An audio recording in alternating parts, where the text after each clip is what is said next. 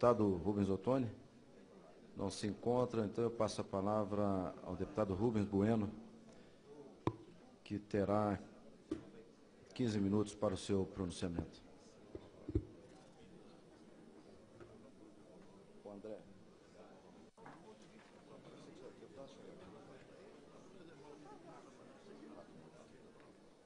Senhor presidente,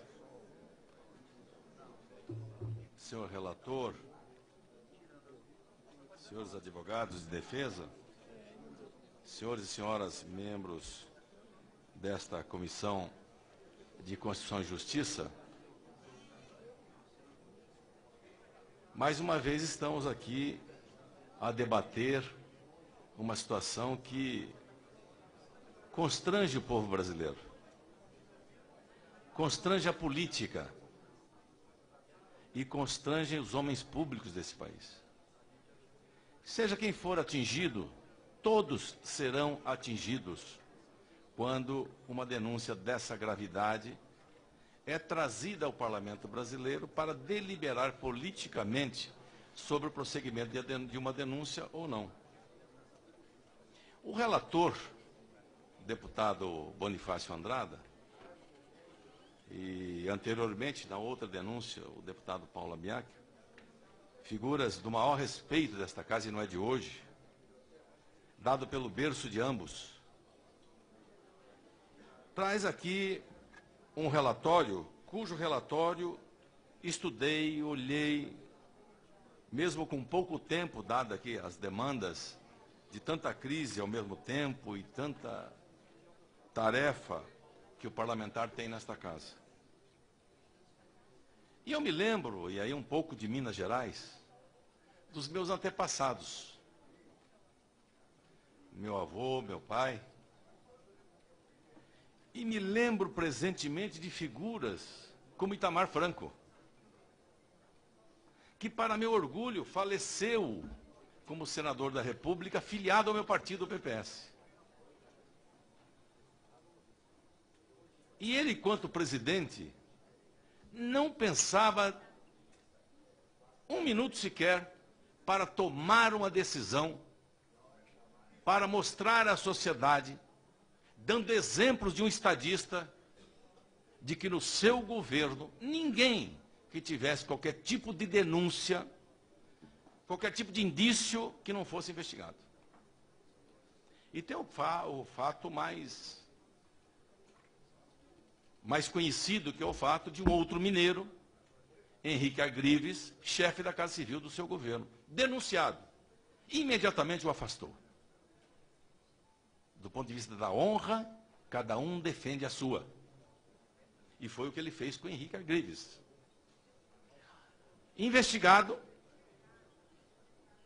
e não indicado como aquilo fosse algo verdadeiro, ele voltou ao cargo.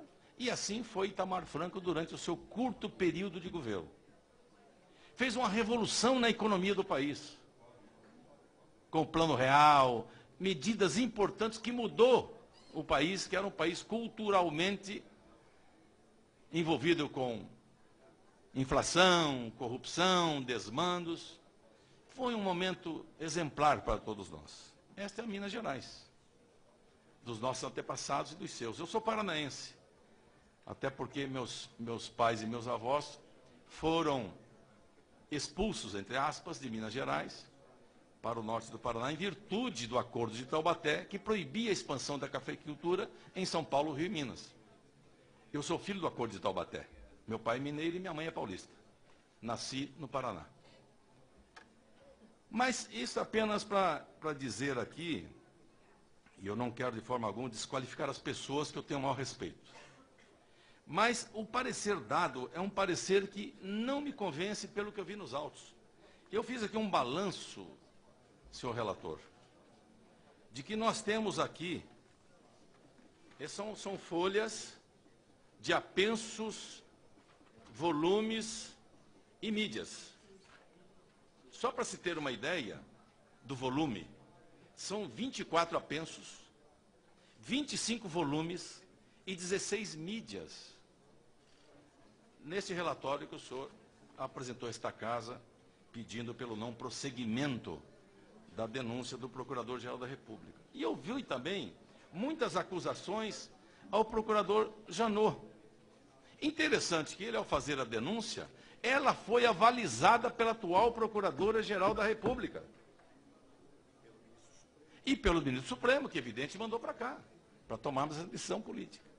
Então não acuse um procurador, porque a procuradora que assumiu, nomeada pelo Presidente da República, ela está cumprindo também aquilo que nos autos indicam fatos gravíssimos. Fatos gravíssimos, que envolvem o Presidente da República e parte da sua equipe. E quero dizer mais. Neste governo tem gente muito séria, muito competente, e a grande maioria dos ministros que lá estão. Mas, infelizmente, você não mede por aí.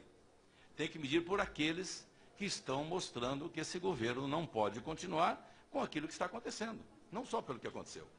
Aqui no relatório do deputado Bonifácio Andrada, ele fala de que os fatos teriam acontecido antes da posse do presidente no ano passado. Ocorre que indica apenas um fato. Ocorre que nós estamos discutindo aqui o fato, né, o tempo do fato. Como se não tivesse havido crime, e ele confessa que há crime, que há criminoso, né, e que, portanto, não tem o que fazer a não ser apenas um fato grave, um crime grave, dentre tantos aqui denunciados no seu tempo de presidente da República. Que é o que fala no seu relatório, importante destacar, que fala no seu relatório o que aconteceu nesse período. Aqui também cita o nosso relator que o Ministério Público e a Polícia Federal vai a público, atinge cidadãos já arrasados pelas decisões judiciais e os exponham em uma situação de envergonhamento público. Eu já fui também pelo Ministério Público, enfim, é a nossa vida pública. E não passei por nenhum envergonhamento público. Já fui processado pelo Ministério Público Estadual, Federal, e não passei por nenhum envergonhamento público, até porque eu ajudei no esclarecimento dos fatos. Nunca faltei uma audiência. Sempre me fiz presente para dizer aquilo que era verdade, e que não era aquela denúncia que estava sendo apresentada. Portanto, não há envergonhamento público quando há uma investigação da Polícia Federal, que são excelentes profissionais de carreira. Como é o Ministério Público, excelentes profissionais de carreira. Como são os membros da Receita Federal, excelentes profissionais de carreira. Como são os juízes federais, excelentes profissionais de carreira de Estado.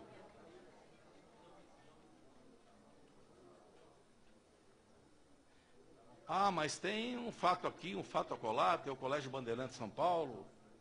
Sim, mas são exceções. A regra mostra que o que está acontecendo com o Brasil é um acerto de contas com os desmandos, com as quadrilhas organizadas dentro do poder público.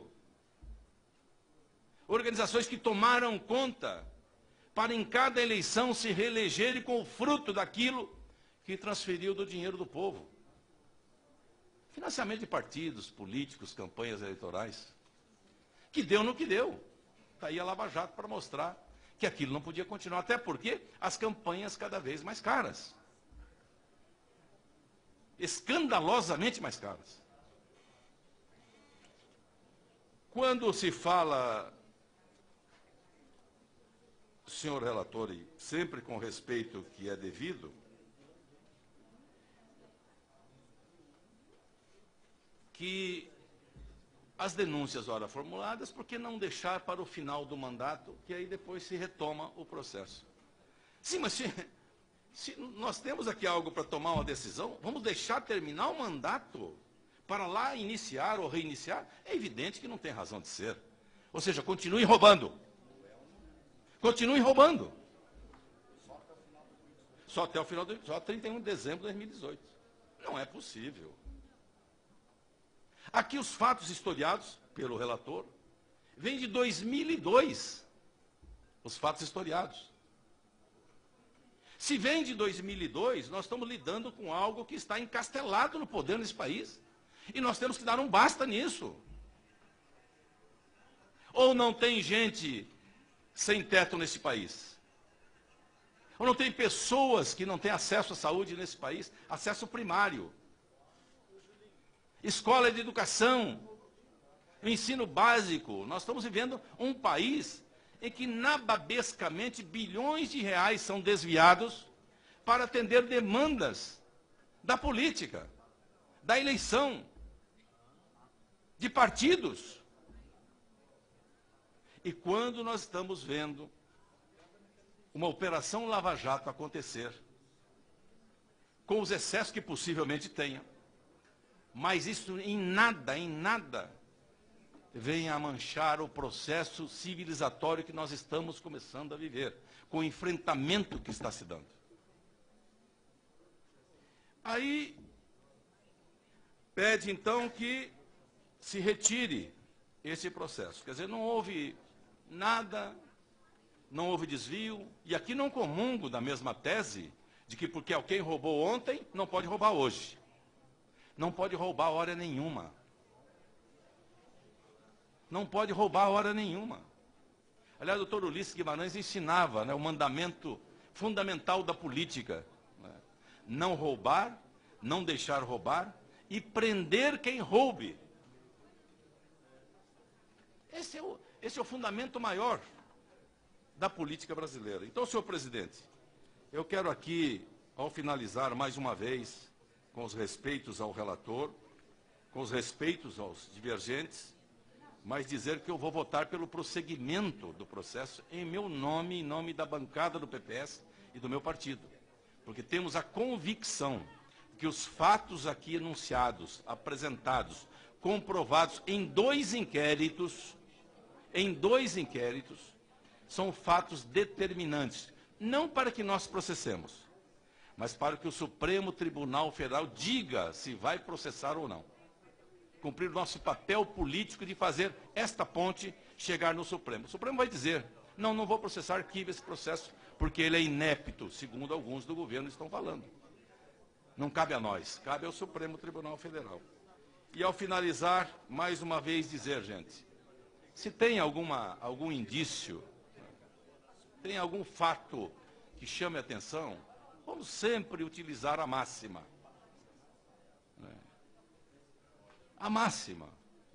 Vamos apoiar que toda denúncia seja apurada e todos os denunciados sejam processados.